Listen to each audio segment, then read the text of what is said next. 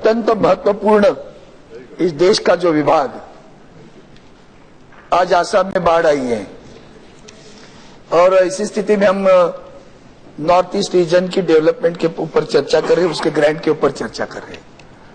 हम जब वहां घूमते तो ये वादियां, ये फिजाएं बुला ही रही हैं। यहाँ ऐसे वहां नजारा दिखने को मिलता है, सारा हिल एरिया मिलता है, अरुणाचल प्रदेश हो, मेघालय हो, शिलोंग हो। अब जब हम उसकी डेवलपमेंट की बात करते, हर एक व्यक्ति यहाँ जो सांसद सदस्य, हमारे सहयोगी सदस्य है, सभी ने इनके बारे में बात की। दीज आर नोन, ये तो 7 सिस्टर्स कहते थे, लेकिन अभी 8 हुए हैं। ये 8 सारे जो राज्य है, इन 8 राज्यों में असम, मणिपुर, अरुणाचल प्रदेश, मेघालय, मिजोरम, नागालैंड, सिक्किम, त्रिपुरा, अब सब जो कुछ चर्चाएं हो रही है, उस चर्चा में मुझे जो मुद्दा लग रहा है वो खास करके अरुणाचल प्रदेश की सीमा हमारे चीन को लगकर है। अब चीन की सीमा जो है, वहां चीन सारे रास्ते बना रहा है और आखिर तक, मतलब अपनी सीमा तक उनके रास्ते पूरे सीमेंट कंक्रीट के अच्छे बने हुए हैं। कल को कुछ हुआ तो हमारी फौज आज पहुंच नहीं सकती सभापति महोदय, क्योंकि हमारे रास्ते अब भी नहीं बने हैं। हम इसमें नहीं जाना चाहते कि पहले सरकार ने क्या किया, आपकी सरकार क्या कर रही है। उल्टा मैं सराहना करूंगा कि हमारी सरकार आने के बाद जितना नॉर्थ ईस्ट रीजन के तरफ खास करके डेवलपमेंट को ध्यान में रखते हुए देख रही है, उतना पूर्व सरकार देखती नहीं थी, वो राजनीतिक तरफ से देखती थी। आज हम उसको डेवलपमेंट की तरफ देख रहे हैं। अब चीन की जो बॉर्डर है, वो जो रास्ते बन रहे हैं, वो अगर सही समय पे पैसा दे रहे, मैं नहीं कहता कि पैसा नहीं दिया है, सरकार ने पहले पिछले बजट में भी दिया, इस बजट में भी दिया, अब दे रहे हैं, लेकिन उसका आउटकम क्या वो नहीं पता चल रहा है। किसी को फिक्स की रिस्पॉन्सिबिलिटी, समय की पाबंदी डाली, रास्ते होने की पाबंदी डाली, कितने समय में पूरे करोगे बताया नहीं सर। इसलिए एक मॉनिटरिंग होना चाहिए, वो सबसे ज्यादा महत्वपूर्ण लगता है। हम पैसे दे रहे हैं, पैसे का विनियोग कैसा हो रहा है वो भी हमें जानकारी मिलनी चाहिए। These are valleys. आज हम देखते हैं कि हमें अगर एक राज्य से दूसरे राज्य में जाना हो तो वाया आसाम जाना पड़ता है। हम एक राज्य में दूसरे राज्य में वैली के थ्रू जो जरिए रास्ते बनने चाहिए थे, वो आज भी नहीं है सर।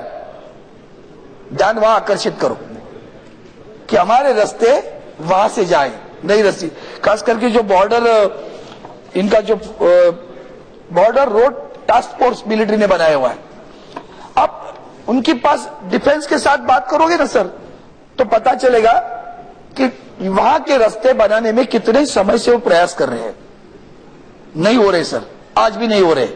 हमने हाल ही में बांग्लादेश और अपनी सीमाओं की सीमा तय कर ली, वहां के गांव छोड़ दिए, यहाँ के गांव ले लिए। अब हमारी फेंसिंग पिछले 20-25 सालों से सीमा पर फेंसिंग डालने का काम चालू है। मेरी सरकार से प्रार्थना है कि पहले अगर प्रायोरिटी पे कुछ करो तो फेंसिंग का काम पहले करो। अगर फेंसिंग नहीं है तो इन्फिल्ट्रेशन है, घुसपैठ आ रहे हैं। अब घुसपैठ रोजी रोटी के लिए आते हैं, समझ लो आसाम की स्थिति क्या है। दक्षिण आसाम में जो सारे बांग्लादेशी घुसकर आए हैं, आज वो लड़ाई जो चल रही है, वो बांग्लादेशी लोग वहां आए इसके लिए हो रही है लड़ाई। अब तो घुस ही गए, उनको वोटिंग कार्ड मिल गया, रेशन कार्ड मिल गया, इस देश के नागरिक बन गए। वो जो संघर्ष हो रहा है वो पहले घुसपैठ की वजह से होता है। सीमा पर जो हमारे बॉर्डर सिक्योरिटी फोर्स है, उनकी ताकत बढ़ाओ, उन पे विश्वास दिलाओ, लेकिन उनको भी अकाउंटेबल करो। कैसे आते हैं अंदर, कहां से आते हैं अंदर, जानते नहीं है। सरकार भी जानती है, पुलिस भी जानती है, बॉर्डर सिक्योरिटी फोर्स भी जानती है। इतना होने के बावजूद देश के अंतर्गत सुरक्षा का मामला है। नॉर्थ ईस्ट रीजन की डेवलपमेंट अंतर्गत सुरक्षा के साथ जाती है। जब अंतर्गत सुरक्षा न हो तो डेवलपमेंट नहीं होगी सर। अभी मैंने बाढ़ की बात की, अब इतनी खूबसूरत नदियां ब्रह्मपुत्र बनती आगे चलकर, वो हम इतने सालों से ड्रेजिंग नहीं कर पाए। बाढ़ क्यों आती है? हमने ड्रेजिंग नहीं की, मट्टी नहीं निकाली। अगर वो नहीं करोगे तो नदी का पानी गहरा कैसे हो जाएगा, कैसा रहेगा, रुकेगा। तो मेरी आपसे मांग है सभापति महोदय, जो कुछ हमारी सरकार कर रही है, वो जो अरुणाचल खोरा जो उसको वैली का जो रास्ते है पहले बनाओ, आसाम से जाने वाले रास्ते से बना बजाय एक प्रांत से दूसरे प्रांत में जाने के लिए थ्रू वैलीज रास्ते होने चाहिए, वो रास्ते की उसमें प्रायोरिटी होनी चाहिए, इंटर वैली रोड होनी चाहिए। मैं तो कहता हूं स्टैंडिंग कमेटी ऑफ डिफेंस है ना, वो जाकर जरा एक बार आए तो पता चलेगा क्या हो रहा है वहां। अब आगे चलकर रेलवे लाइन की बात आती है। लोहित, सियोंग, तवांग, सुबनसरी, ये सारे हमारे जो वैलीज है, यहीं से तो ये नदियों का ही नाम है, आगे चलकर ब्रह्मपुत्रा बनते हैं। अब इनको लेकर हमें ड्रेजिंग करनी है, वाटर ट्रांसपोर्ट करना है, इसके ऊपर के ब्रिजेस आज भी नहीं बन रहे सर। आज भी कितने सालों से ब्रिजेस हाँ कह रहे, अभी तो दे रहे हमारी सरकार, लेकिन मेरी आपके तरफ जो ध्यान आकर्षित करना चाहता हूं, let us do it time bound, we have to do it, unless we do it on time the development will not occur. क्या चाहिए जो डेवलपमेंट मतलब क्या? मैं तो सिक्किम राज्य की बहुत सराहना करता हूं, अभिनंदन करता हूं।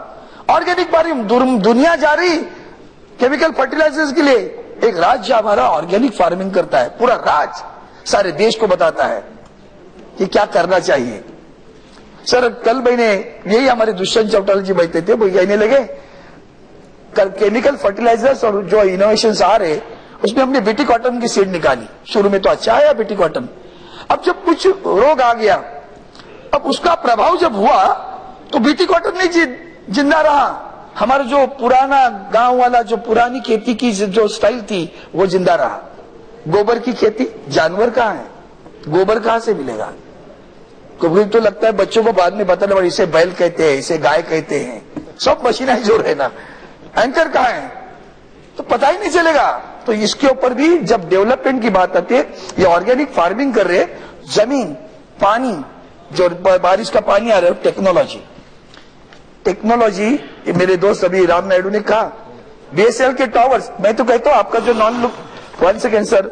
Non lapsable central pool of resources scheme जो है, उसमें से बीएसएल वालों के पास पैसा नहीं है, अभी हाल ही में बहुत हालत से बाहर आ रहे हैं, तो जरा टावर्स के लिए आप पैसा दे दो, बहुत पैसा है, मैंने देखा बहुत जा नहीं रहा हूं आंकड़ों में, बहुत पैसा है, टावर्स के लिए पैसे दे दो। हमारी 4G शुरू करो, किसी की इश्तेहार हम देखते हैं, ये इनकी जायरात है, यार क्या हमारे भी हम लोग भी अच्छे कर सकते हैं, उसमें काम देने ध्यान देने की आवश्यकता है।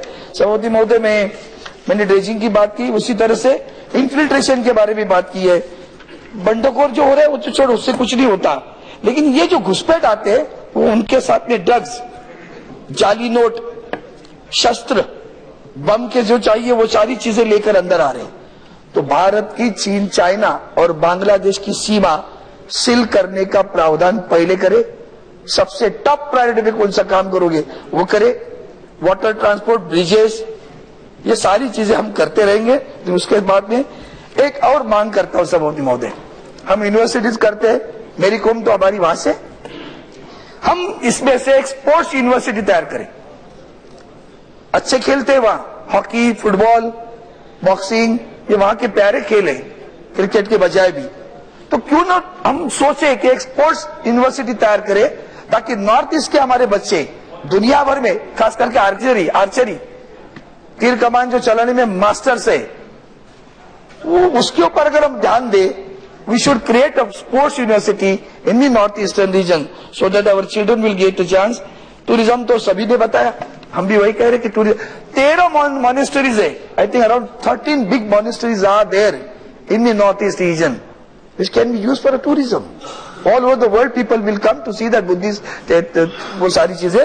और इसलिए मैं सरकार को प्रार्थना करता हूं कि ये सारी चीजों के पास ध्यान जल्दी दे दे, और ये सारा पैसा जो आप नॉर्थ ईस्ट में दे रहे, वो मेरी प्रार्थना है उसका विनियोग सही समय पर आप अगर करेंगे, खास करके इन्फिल्ट्रेशन की जो बात कर रहा हूं मैं, बांग्लादेशी माओइस्ट की बात, उसके ऊपर ध्यान आकर्षित कर रहा हूं। जय हिंद। वैसी साहब, क्या आप अपनी वाइफ के नाम पे लोन लीजिएगा एक करोड़ का? Question our is over. नहीं, कोई गलत बात नहीं कही, आप चिंता मत करें।